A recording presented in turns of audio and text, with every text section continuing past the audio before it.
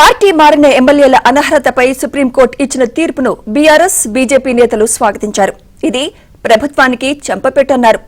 ఆనాడు సీఎల్పీని విలీనం చేసుకున్న మీరా మాకు నీతులు చెప్పేదని కాంగ్రెస్ నేతలు ఆగ్రహం వ్యక్తం చేశారు. స్పీకర్ నిర్ణయాన్ని తాము స్వాగతిస్తామన్నారు. మాటలకి ఈరోజు చెంపపెట్టిన సమాధానం లభించింది ముఖ్యమంత్రి గారికి, ప్రభుత్వానికి అని చెప్పి సందర్భంగా మనవి చేస్తా ఉన్నాను. కోర్టుని ఆశ్రయిస్తే కోర్టు ఇచ్చిన తీర్పుతోని మరి ఈరోజు మా విజయం, మొదటి విజయం ఇక్కడ నుండే ప్రారంభమైంది. ఇక విజయ పరంపరంగా ముందుకు కొనసాగబోతోంది అని చెప్పి సందర్భంగా మనవి చేస్తా ఉన్నాను. ఇదే రోడ్ మోడల్ సుప్రీంకోర్టు చివాట్లు వినడం, చెంపపెట్టలాంటి సమాధానం తీసుకోవడం అనేది మీ యొక్క రేర్ మోడలా, మీ యొక్క రోల్ మోడల్ అని ప్రశ్నిస్తా ఉన్నాను. 10 మంది ఫిరాయింపు చేసిన ఎమ్మెల్యేలు మీరు 3 నెలల్లో తక్షణం నిర్ణయం తీసుకోవాలి. తీసుకోకపోతే అంటే ఏం జరుగుతుందని చెప్పేసి జరుగుతా ఉన్నారు. దీని స్పీకర్ అనేవారు మనకి అసెంబ్లీ ప్రొసీడింగ్స్ ఎప్పుడైతే సభ నడిచేటప్పుడు సభ లోపల బాస్ ఖచ్చితంగా సభ లోపల ఏ జరిగినా వారి ఆధీనంలో వారి కంట్రోల్లో ఉంటుంది. when it comes to tribunal దాని గౌరవాన్ని కాపాడండి, తక్షణం రాజీనామా చేయండి, ఉప ఎన్నికలకు రండి.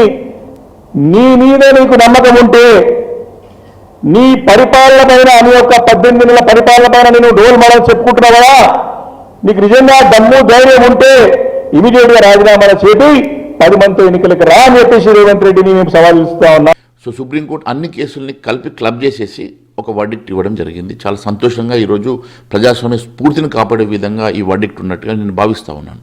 ఎందుకంటే ప్రజాస్వామ్యంలో ప్రజాస్వామ్యాన్ని కాపాడేటువంటి మరి వన్ ఆఫ్ ద పిల్లర్ అయినటువంటి జ్యుడిషియరీ తీసుకున్నటువంటి నిర్ణయం చాలా స్ఫూర్తిదాయకం. ఈరోజు మరి చాలా స్పష్టంగా మరి సుప్రీంకోర్టు ఇచ్చినటువంటి తీర్పులో 3 నెలల లోపల స్పీకర్ గారు మరి దీని మీద క్లారిటీ తోటి క్లియర్గా ఒక నిర్ణయం తీసుకోవాలని చెప్పేసి వారు కోరడం జరిగింది. ఖచ్చితంగా స్పీకర్ గారు దీని మీద నిర్ణయం తీసుకుంటారని భావిస్తాం. పార్లమెంట్ గతంలోనే దీని మీద ఒక చట్టం తీసుకొచ్చింది, కానీ దాంట్లో ఉన్నటువంటి కొన్ని లొసుగుల్ని తీసుకొని స్పీకర్ గారు, ఎందుకంటే వారికి ఉన్నటువంటి అధికారాలని వారు ఉపయోగించుకొని దీన్ని డ్రాగ్ చేసేటువంటి ప్రయత్నం చేస్తారు. గడువు కావాలని చెప్పేసి కోరడం, దానివల్ల ఇంకో 3 నెలలు డ్రాగ్ చేసే ప్రయత్నం వారు చేసే ప్రయత్నం చేశారు. ఇక్కడ కూడా మరి స్పీకర్ గారు అలాంటివి చేయకుండా, ఎందుకంటే స్పీకర్ గారు కూడా ప్రజాస్వామ్యాన్ని కాపాడి గౌరవించేటువంటి వ్యక్తిగా నేను వారిని గౌరవిస్తాను. వారు కూడా ప్రజాస్వామ్య పద్ధతిలో ఎన్నికైనటువంటి ఒక నాయకుడిగా తప్పకుండా వారు ప్రజాస్వామ్య స్ఫూర్తిని కాపాడతారని చెప్పి నేను భావిస్తా ఉన్నాను.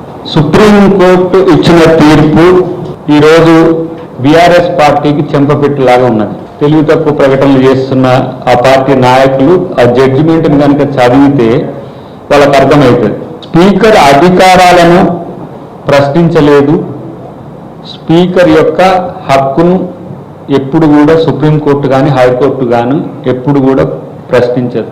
నిర్ణయం తీసుకోవాలని చెప్పగలుగుతుంది, డైరెక్షన్ ఇవ్వగలుగుతుంది తప్పితే వాళ్ళు చెప్తున్నట్టుగా కాంగ్రెస్ పార్టీకి చెంపపెట్టు, కాంగ్రెస్ పార్టీ ఇష్యూ కాదు ఇది. ఫస్ట్ వాళ్ళకి తెలియంది ఏంటంటే ఇది స్పీకర్కి సంబంధించిన అంశం, అదొక న్యూట్రల్ వ్యవస్థ. కష్టం మాట్లాడుతున్నది పార్టీలనే, పార్టీలు బతికుండగా విలీనం చేసుకున్న పార్టీ. మరి ఇదే రాజ్యాంగం చెప్పింది, ఇదే అసెంబ్లీ కదా ఆ రోజు ఉన్నది, ఇదే చట్టాలు కదా ఆ రోజు ఉన్నది, ఇదే రాజ్యాంగం కదా ఆ రోజు ఉన్నది.